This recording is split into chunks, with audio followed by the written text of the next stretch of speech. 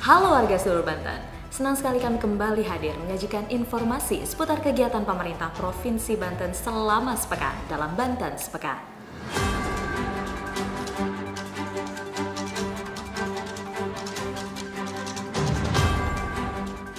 Kita masuk ke informasi pertama.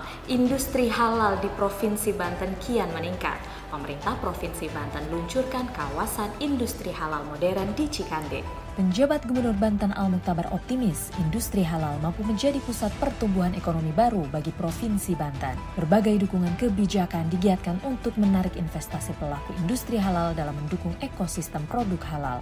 Kawasan industri halal atau KIH yang sudah berjalan akan terus dikembangkan menjadi pusat ekosistem produk halal, terutama pada hal hilirisasi.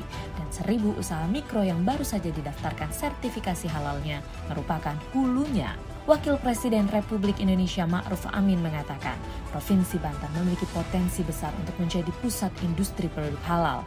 Hal ini didukung dengan penerapan prinsip syariah dan nilai-nilai religius yang mengakar kuat di Provinsi Banten, di mana itu bisa menjadi potensi ekonomi yang besar untuk bisa dikembangkan, tidak hanya untuk pelaku usaha besar, melainkan juga untuk mendukung pemberdayaan pelaku usaha mikro melalui kemitraan yang dibangun dalam rantai nilai halal.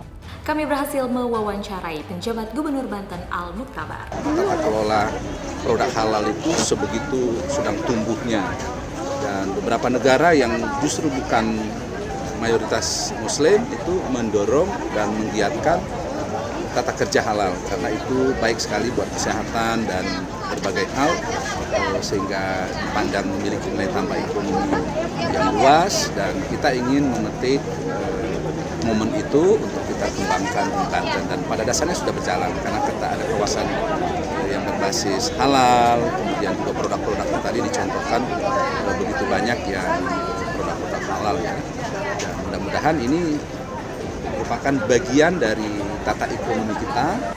Kita beralih ke informasi selanjutnya.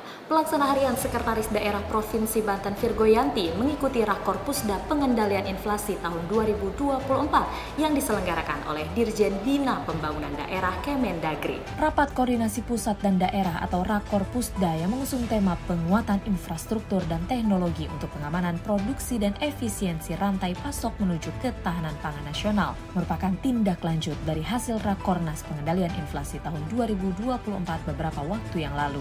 Saat itu, Presiden Republik Indonesia Joko Widodo memberikan 5 arahan terkait pengendalian inflasi, yaitu memperkuat produksi pangan melalui optimalisasi pemanfaatan infrastruktur pengairan untuk mengantisipasi dampak perubahan iklim, mengakselerasi penerapan teknologi berbasis riset dalam mendukung digitalisasi pertanian, mendorong investasi untuk meningkatkan nilai tambah produk pertanian, memutakhirkan sistem dan infrastruktur logistik terintegrasi guna mendukung kelancaran distribusi dan efisiensi rantai pasok antar daerah, serta memperkuat sinergi dan koordinasi antar lembaga di tingkat pusat dan daerah guna mendukung upaya pengendalian inflasi.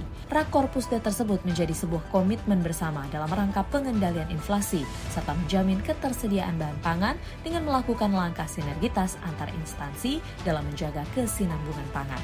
Pemerintah daerah juga diharapkan untuk dapat mengoptimalkan bahan pangan dari produk pertanian maupun perikanan sehingga dapat memberikan nilai tambah dan meningkatkan daya beli masyarakat. Optimalkan kinerja. 3 OPD Provinsi Banten menandatangani perjanjian kerjasama dengan Kejati Banten terkait penanganan penyelesaian masalah hukum. Penandatanganan perjanjian kerjasama atau PKS oleh 3 organisasi perangkat daerah Provinsi Banten itu, yakni Badan Pendapatan Daerah atau Bapenda Provinsi Banten, khusus dalam optimalisasi PAD melalui Surat Kuasa Khusus atau SKK di dalam penanganan penagihan tunggakan pajak kendaraan bermotor di wilayah Provinsi Banten. PKS telah dilakukan sejak tahun 2022 yang berakhir pada tanggal 7 Juli 2024, maka perlu untuk ditindaklanjuti melalui perpanjangan kerjasama sesuai dengan peraturan perundang-undangan yang berlaku. Dinas Pekerjaan Umum dan Penataan Ruang atau PUPR Provinsi Banten melakukan penandatanganan naskah PKS, yaitu berkaitan dengan optimalisasi pemanfaatan aset negara berupa lahan situ dan pengadaan lahan yang berkaitan dengan bidang perdata dan tata usaha negara.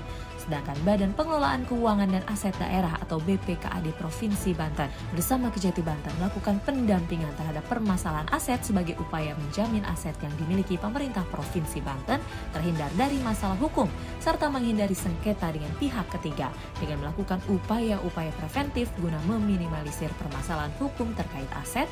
Selain itu juga dapat memastikan fisik dikuasai dan secara administrasi tercatat dengan akuntabel berdasarkan dokumen-dokumen pendukung yang sah. Produk unggulan Wastra dan Kria Provinsi Banten ditampilkan pada ajang Kria Nusa tahun 2024 untuk meningkatkan pemasaran. Kria Nusa tahun 2024 merupakan pameran kerajinan Nusantara. Ajang ini menjadi salah satu sarana promosi Kria dan Wastra Provinsi Banten untuk meningkatkan kualitas pemasaran agar lebih dikenal masyarakat. Hadir dalam acara tersebut penjabat Ketua Dewan Kerajinan Nasional Daerah atau Dekranasda Provinsi Banten, Tine Al-Muktabar, bersama Ketua Harian Dekranasda Provinsi Banten, Babar Suharso. Produk yang dipamerkan antara lain ekoprint ramah lingkungan, kombinasi tenun baduy dengan rajut, serta anyam akar. Sebagai informasi, Kria Nusa 2024 dibuka oleh Ketua Umum Dewan Kerajinan Nasional Wuri Ma'ruf Amin. Pameran ini diharapkan dapat memberi platform bagi pengrajin muda untuk menampilkan karya yang saling menguntungkan. Mengangkat tema pengrajin muda lestarikan warisan budaya merupakan cerminan Dekranas untuk meneruskan tradisi dari warisan leluhur kepada generasi muda. Pameran ini memberikan peluang bagi produk-produk industri kreatif Indonesia. Hal ini dimaksudkan untuk bersaing di tingkat nasional maupun internasional. Memiliki peran penting dalam mengawal pembangunan dan kebutuhan informasi bagi masyarakat, KPID menggelar Anugerah Penyiaran tahun 2024.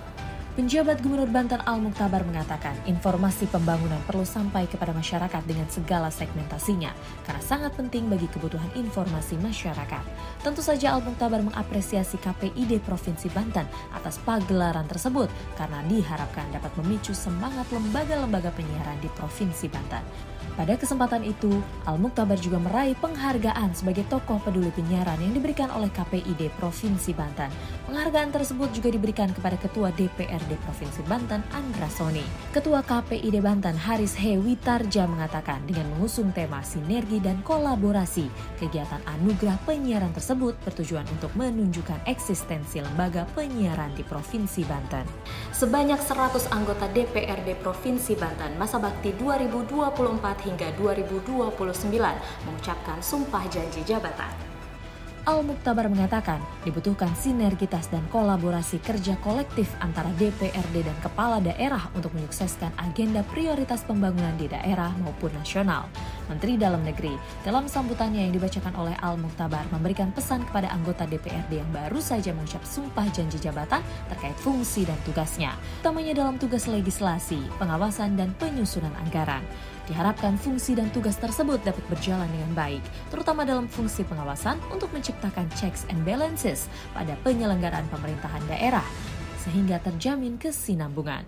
Untuk penetapan pimpinan sementara DPRD Provinsi Banten masa jabatan 2024 hingga 2029 berdasarkan raihan kursi terbanyak, yakni dari Partai Golkar dan Partai Gerindra. Ketua sementara DPRD Provinsi Banten yakni Fahmi Hakim dan Wakil Ketua sementara DPRD Provinsi Banten yakni Yudi Wibowo. Demikian Banten Sepekan kami hadirkan untuk Anda warga seluruh Banten. Sampai jumpa di Banten Sepekan selanjutnya.